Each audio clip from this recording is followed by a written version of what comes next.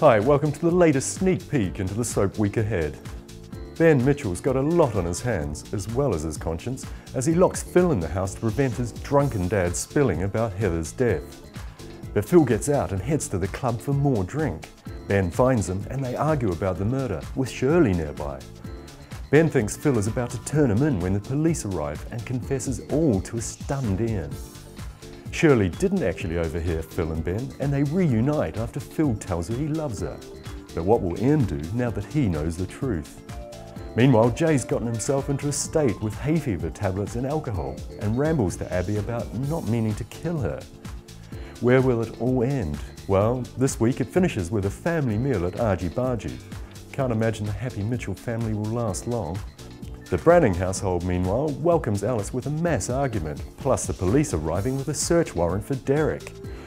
You don't want any part of this, love, and when Tanya tells her about Derek's past, she disappears, much to his sadness. Next, it's Corrie. David Platt has gone into meltdown without Kylie, so Nick tries to improve his mood with a job waiting at the bistro, but he soon loses his rag with Sylvia.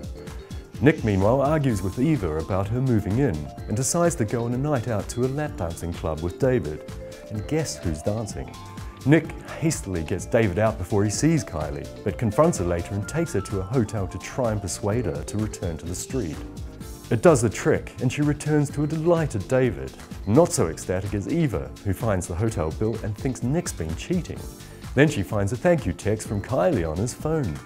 Loan shark Rick turns up and tells Tommy now that his dad is gone, the debt passes to him, and his first part payment is stashing drugs in a car. But Tina almost catches him in the act. And Eileen's terrified that everyone thinks she caused Leslie's death, and she stuns Paul by sending him away. Sean, Marcus and Julie try to talk sense into her, but can they? Finally, we're in the Dales. The Dingles are in turmoil when Zach is sectioned and Debbie discovers Zach attacked Kane, while Lisa accidentally reveals the truth in the factory. Lisa's desperate when she's advised not to see Zach, but ignores the advice and visits, only to be horrified by the high-security psych unit. Lisa finds strength and finally tells Chaz she wants all the gossips to know about Zach, then is buoyed by the caseworker saying they'll help him recover. There's not much home help for Ashley, who sadly realises Gabby is scared of him when he takes her and Arthur out. Laurel says she just needs time. But after the little girl tells Marlon she doesn't want to see Ashley, her mum decides he shouldn't see her for the time being. One family which is taking steps to repair itself is the Macy's, when Megan decides to get in touch with Robbie, but she can't quite go the next step. Instead, she posts a letter through his door, but it doesn't quite have the desired effect. He turns up telling her he wants nothing to do with her.